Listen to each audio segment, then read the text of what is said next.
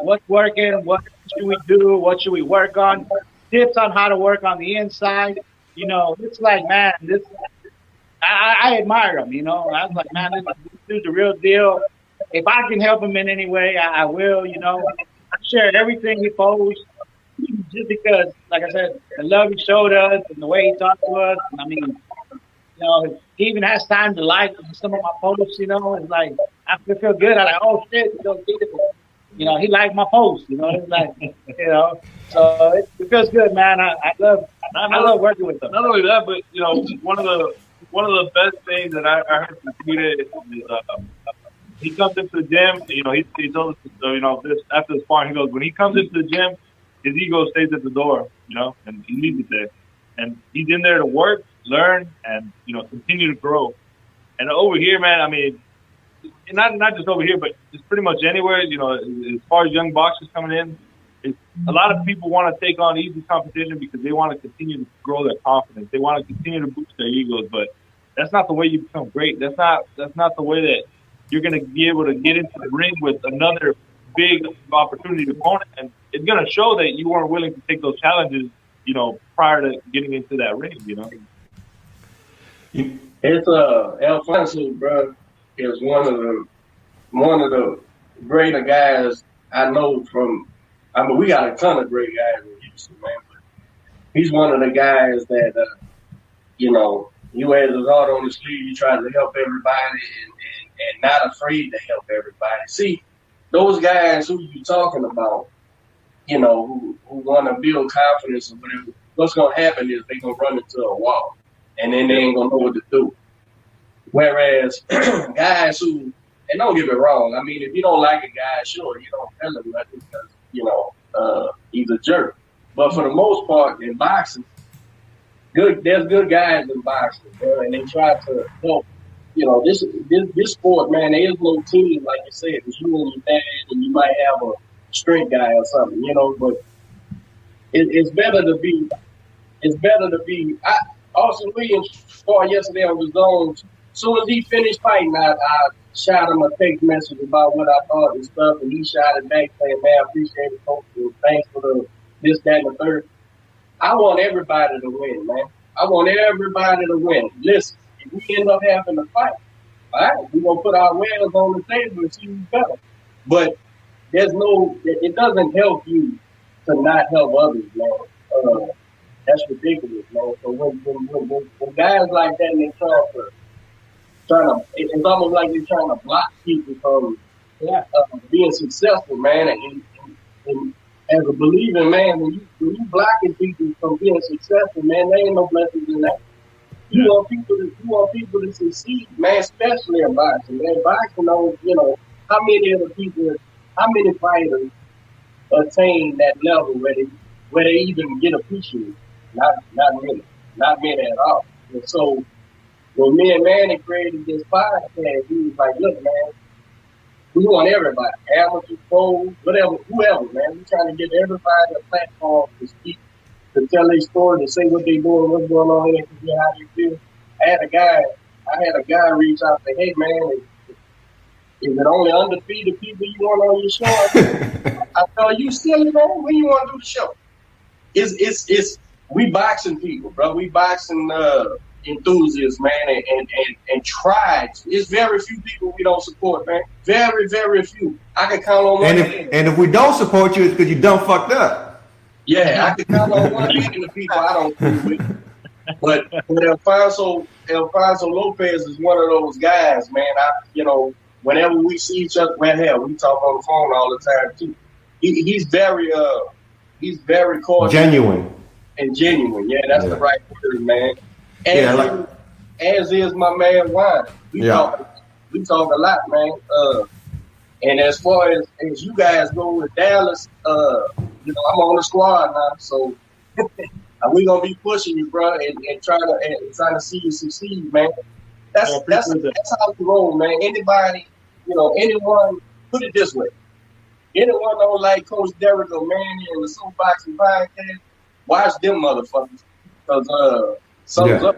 Yeah. We open to everybody, bro. We try to make sure everybody is successful. Yeah, that's one of the things that I really admire about the podcast is that you guys are so very neutral with everybody, and you give everybody an opportunity, and that's what I like. There's no nonsense. I like that, and you know when you're in this industry, um, you have to give people those opportunities, and you know we're here in Illinois, we're different parts of the U.S. now branching out to Mexico and so on, and South America, and I'm gonna tell you that our champions will prosper. Not because of who we are, it's because the way they're managed. Like the way Mr. Gaitan is managing his son, he's doing it perfect. He's training him perfect. Then you guys with your podcast and you giving fighters the opportunity to have the floor. I mean, there's only one way, and that's up. So I commend you, especially in these really brutal, challenging times. You know, this is when you think outside the box, and this is why I really respect the fact that you guys do this. And I just wanted to say thank you. Man, when Derek and we first talked about this podcast, that was our number one reason behind it. We knew there was a void for the local fighters, and that's what we wanted to fill. And fortunately, we've had the opportunity to have some big names on the show, and that's cool and all. I mean, that makes us feel good. But at the end of the day, our goal has always been giving a platform to local fighters where they can come tell their story the way they want to tell their story to their people, with no filters. Yeah. And talking about, and that's very true about Derek. He's very supportive of people, and I am too. I tend to be a little more petty though. I'm working on it. But I saw something yesterday. Slim Thug. It was on Instagram or it was on his Facebook, and he came on there talking about people calling him thirsty because he's liking pictures on Instagram. And he said something. He said, "You know what? I'm the realest motherfucker out here because I don't give a fuck what you think. If I like something, I'm gonna like it.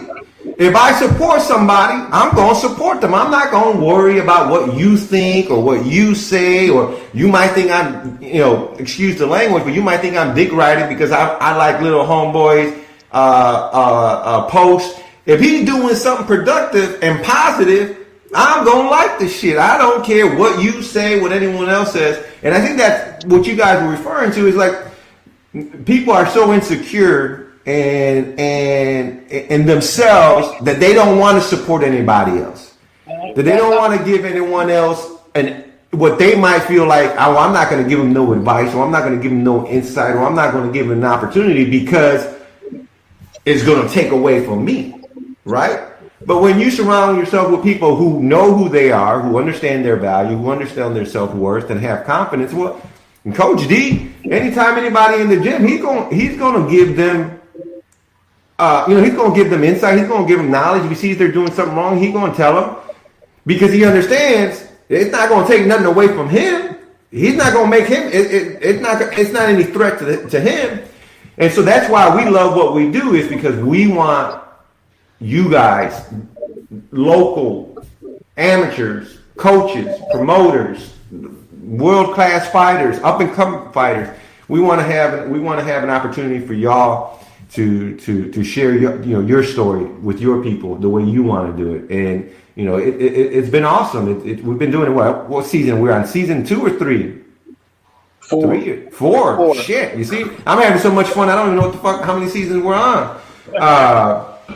But yeah, you know what it is though. You know what it is, and I said this one day. I said, that offends certain people, man. When you're willing to help and talk to people, I told people like to slang that word humble around, right? And I don't consider myself humble, but here's the thing: you saying you want me to be humble, right? Or or you saying you just want me to shrink up because you feel insecure? Because if you define humble by helping people and doing, I do all that. I do all that, man. I try to give people a platform, a voice, all that stuff. But a lot of people get offended, man, if you do that. I told one of my fighters one time, man, he said, Coach, man, you telling this dude how I whoop his ass. I said, no. I said, here's the thing. I'm telling him, I'm not teaching him. Yeah. I can tell him what we doing. And maybe that's arrogance, but he can't do shit about it. You know, it's like when they offered me the fight, I told his manager, I said, yeah, we got him. And so we get there, oh, he's 4-0, 4 knockouts. It don't matter. It's the science thing. Unless we mess up, right? Unless we catch one, you know, ain't nothing you can do about it. Sure as shit, everybody's seeing it on the national platform. But here's my thing. Don't come around me with that humble talk and you got to be humble. You know, that's insecure people saying that shit. Now, ain't nothing wrong with being humble. Don't miss my words. Humble's a good thing. But you got to watch if they telling you, oh, he's a good guy, he's a humble guy, or they saying this guy offends my sensibilities because he's being frank and honest and helping people. And you know what I'm saying? If I'm trying to get that across, because I get that a lot, man. Like, oh man, that dude is way from over there. He's way across the street somewhere. I'm like, bro, this dude don't even know me, man. If that's what you try to do to help people and hit people properly and share stuff and hell, we doing a weekly podcast trying to promote boxing, Houston boxing, Dallas boxing, Texas boxing, United States boxing, you know, but I'm a bad guy, nah, you gotta watch this thing. And much like my man is saying, I sure as shit don't give a damn if people don't like what I like and appreciate what I appreciate. You know, that just made me like it twice. Yeah, you can't tell Derek not to do something because he'll fucking go do it twice. That's all I'm like. You damn me not. All right, man. Time's about to be wrapping up, and I want to hit two quick points. One, who do you model your boxing after, or who have you watched, or who do you like in your boxing style too? Well, I can't really say about myself specifically to one person. You know, I like to take in knowledge from everybody that I can. You know, like I told my dad that, you know, I've had the uppercut of Roy Jones, you know, left hook of Mike Tyson, the jab of Ali. You know, it's just, you know, just taking things from everywhere. You know, even the left hook to the bodies like Canelo. You know, we've been told the head movement. We're able to get, you know, just taking little parts that I like from my favorite fighters and just putting it all together and making this Frankenstein fighter, you know, that's well-rounded is what I want to be. Nice. And give us your pound-for-pound list right now. Top 5. Top 5. Active fighters. I mean, okay, like we've said it before, we've said in another podcast. For me, I got number 1, not because I'm biased, not because he's my favorite fighter right now, but Canelo's my number 1. What he has done. You know, we have people that, you know, like, and the other one we were asking about Terrence Crawford. Yes, he is a great pound-for-pound fighter. However, he doesn't have the same accomplishments as Canelo, where he's faced, like 27 world champions now by this point? You know, it's you know, I got Canelo right now as number 1. I have Lomachenko at number 2, but after, you know, Sunday, you know, I can't do that, you know, so now it's Teofimo's going to be there. So Fimo took over, you know, great performance by him. And, yeah, who else can I put up there, man? Andre Ward, but he's no longer active, unfortunately. But, I mean, he's, you know, has the best ring IQ right there. But, I mean, right now that's my top 3, man. I mean, you know, unfortunately, Ward's not active, but, you know, I got Canelo, you know, Teofimo, and Loma. Grand Prairie, that's out by Dallas, right? Yes, sir. That's where you guys are from. You guys don't ever run into Earl Spence? How's he doing out there? We've actually we've called Hector, the guy that helps me train Listo. He called Derek to get some sparring with the Charlo brothers, and they said no. We've tried. You know, we wanted to see what they were about.